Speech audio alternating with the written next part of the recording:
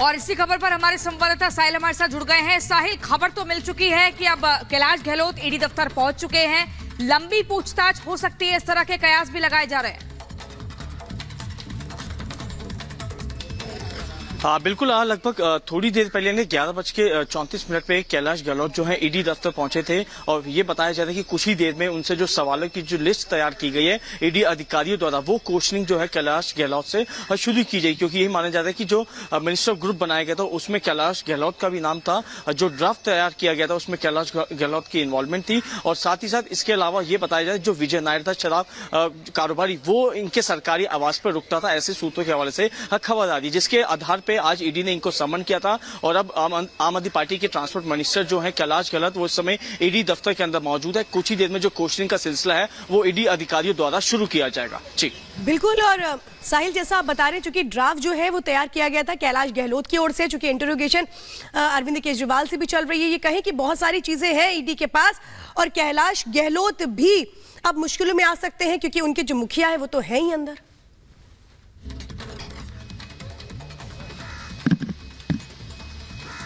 निश्चित तौर पे कैलाश गहलोत की जो मुश्किलें हैं वो कहीं ना कहीं बढ़ने वाली हैं, क्योंकि ईडी ने सम्मन किया तो किसी बेस किसी पुख्ता आधार पे ही इनको सम्मन किया होगा, क्योंकि उनके पास काफी ज्यादा जो सबूत है इस पूरे मामले में है, जिसके बाद एक के बाद एक जो खुलासे हैं वो इस पूरे शराब की नीति मामले में हो रहे हैं। इससे पहले मुख्यमंत्री अरविंद केजरीवाल को ईडी ने कस्टडी में लिया था। अब उसके बाद जो है आम आदमी पार्टी के जो ट्रांसपोर्ट मिनिस्टर, उसको कैलाश गहलोत को ईडी ने सम्मन किया है। तो इससे ये साफ हो सकता है कि किसी ग्राउंड के आधार पर राष्ट्रपति भवन में आयोजित हुआ भारत रत्न सम्मान समारोह। भारत के महान दिग्गजों को किया गया सम्मानित।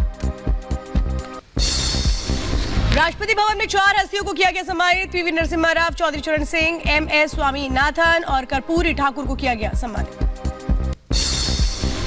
लालकृष्ण आडवाणी को उनके घर पर किया जाएगा सम्मानित। राष्ट्रपति द्रौपदी मुर्मू अपने हाथों से देंगी भारत रत्न सम्मान।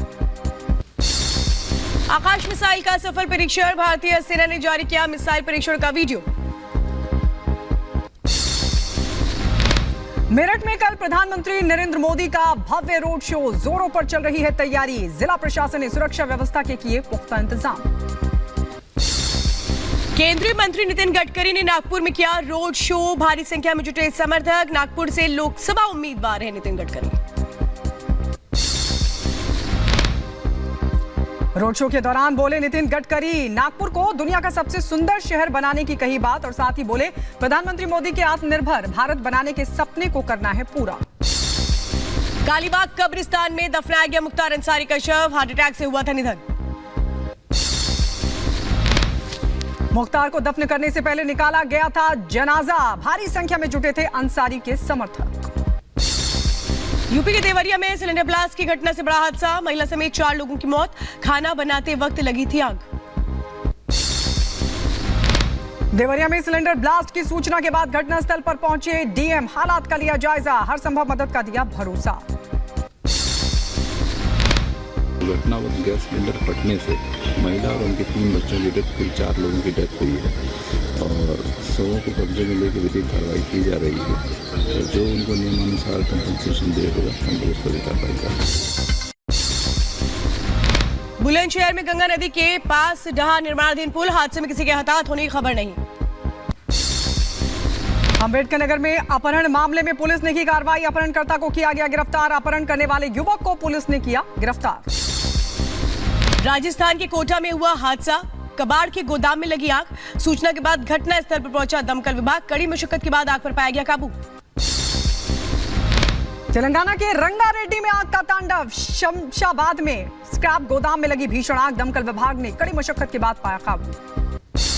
हिमाचल से बर्फबारी से बदला मौसम का मिजाज, मनाली और कुल्लू से बर्फबारी की तस्वीरें आई सामने।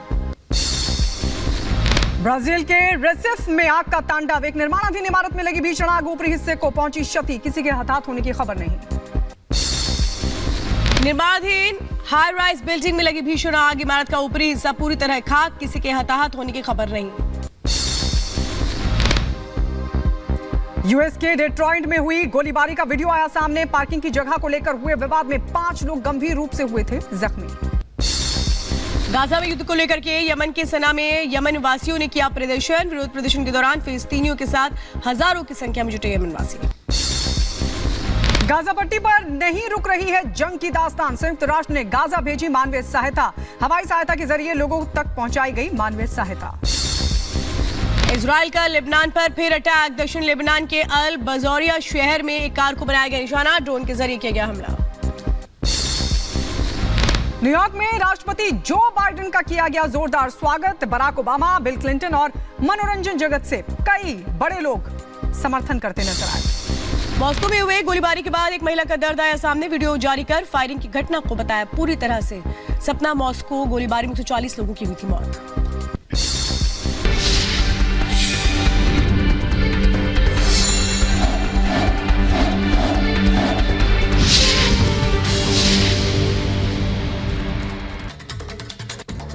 और चलिए अब अगली बड़ी खबर आपको बताएंगे। महागठबंधन में खेला बाकी है, ऐसा हम क्यों कह रहे हैं? क्योंकि ये खबर बिहार के पूर्णिया सीट से है, जहां पर आपको बता दें कांग्रेस और आरजेडी में लगातार घमासान की तस्वीर देखने को मिल रही है।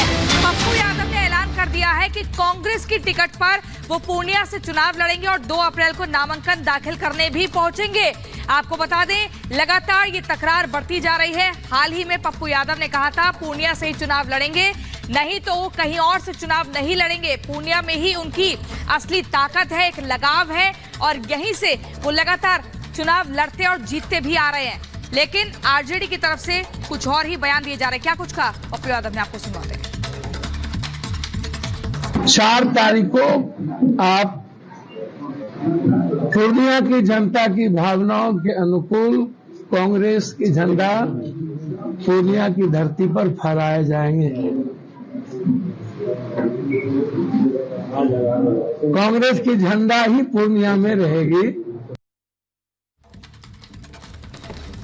तो देखिए अब पप्पू यादव से किस तरह से कांग्रेस और आरजेडी किनारा करते हुए नजर आ रहे हैं, क्योंकि कांग्रेस और आरजेडी चुनाव मिलकर के लड़ रहे हैं।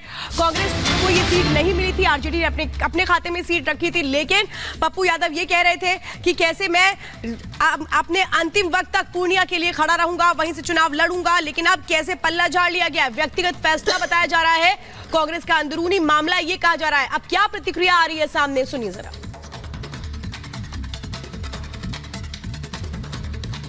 ये मामला कांग्रेस पार्टी का है। जहां वो हैं वो निर्णय उनको लेना है, वो सवाल उनसे हो सकता है। राष्ट्रीय जनता दल का कोई मतलब नहीं है। लेकिन आप गठबंधन का हिस्सा और उन्होंने कह दिया है कि मैंने एक लाइन में कहा ना, वो कांग्रेस पार्टी का मामला है, कांग्रेस पार्टी स्वयं निर्णय लेगी।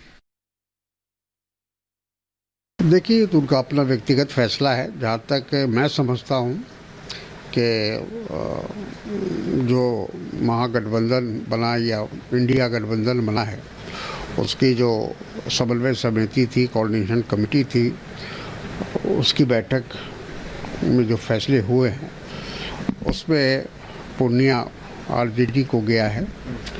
तो मेरी जानकारी में तो ऐसा कुछ नहीं है कि वो नॉमिनेशन करने जा रहे हैं। और इस वक्त हमारे साथ हमारे वरिष्ठ सहयोगी प्रकाश जी हमारे साथ जुड़ चुके हैं। प्रकाश जी, ये पूर्णिया का मसला तो ऐसा लग रहा है बहुत गंभीर होता जा रहा है। कांग्रेस आरजेडी तो पल्ला झाड़ रहे हैं, लेकिन पप्पू यादव कह रहे हैं मैं तो कांग्रेस से ही लड़ूंगा चुनाव।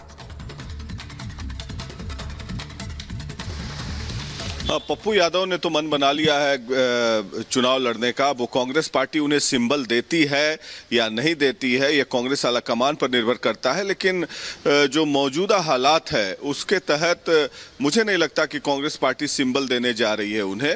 और क्योंकि दोस्ताना फाइट कुछ होता नहीं है। कांग्रेस को सीट शेयरिंग के तहत पिछले दफा जो 9 सीटें मिली थी उसी के तहत 9 सीटें मिल गई हैं। तो अगर फ्रेंडली फाइट होगी तो पप्पू यादव आरजेडी के वोट बैंक यानी कि यादवों के कुछ वोट बैंक को डैमेज कर सकते हैं, जिसका नुकसान आरजेडी के कैंडिडेट को ही होगा।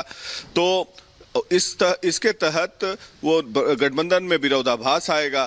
तो वो दोस्ताना संघर्ष के लिए